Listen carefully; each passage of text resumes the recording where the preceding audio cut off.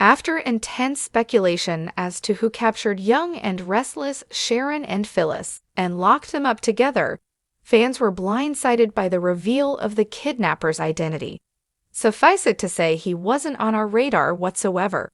So why then did Alan Laurent do it? Keep reading. We were nothing short of flabbergasted to see Tracy's new fiancé, Alan, pull his cell phone out of his pocket and discover that he was the person watching Sharon and Phyllis on the video feed. This meant, of course, that he was the diabolical captor who had torn them from their families and locked them up. In that moment, our hearts chattered for Tracy, who was at that very moment crying tears of happiness at the athletic club as she shared her engagement news with Jack and Diane. The reveal was shocking, but in retrospect, we saw something like this coming. Find out why we've long believed that Alan is his presumed dead twin Martin here. It's pretty clear now that Alan is, in fact, Martin, unless the former underwent a psychotic break after the death of his brother. But that doesn't answer the big question. Why would Martin kidnap Sharon and Phyllis? Why would he care if they made amends or hated each other forever after? He doesn't even know Phyllis and barely knows Sharon. The answer to that is stunning and not a little chilling. We know, from Alan's past descriptions of his twin brother, that Martin enjoyed impersonating him, a respected psychiatrist, because he enjoyed the challenge of it and got a thrill out of being able to pull it off.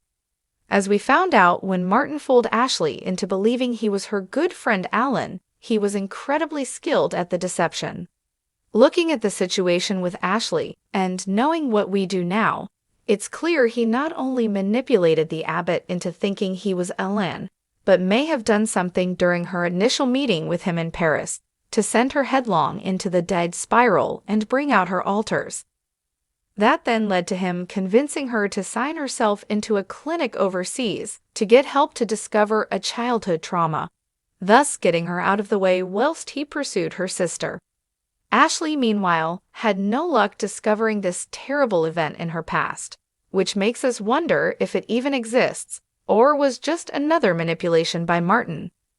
In any case, it's clear that Martin loves to prove to himself that he is capable of manipulating people mentally and emotionally.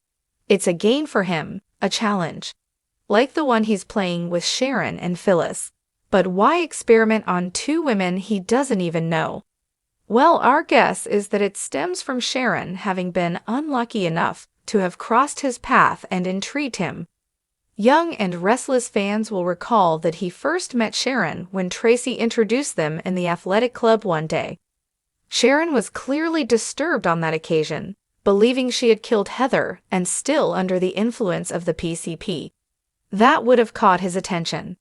But Martin became even more entrenched in Sharon's psyche when Alan was invited to perform hypnosis on her in a bid to help her remember not only the night Phyllis was run off of the road, but also the events that took place on the night Heather died. He obviously became fascinated by Sharon and her mental issues, not to mention her complicated and volatile dynamic with longtime rival Phyllis. We can only assume that sense of intrigue is what triggered Martin's diabolical desire to play this unhinged game with Sharon and her nemesis.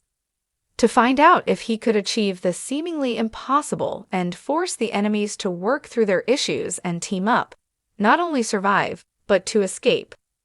The words experiment, challenge, and game have been used repeatedly throughout these scenes by the voice, which sheds light on his motivation.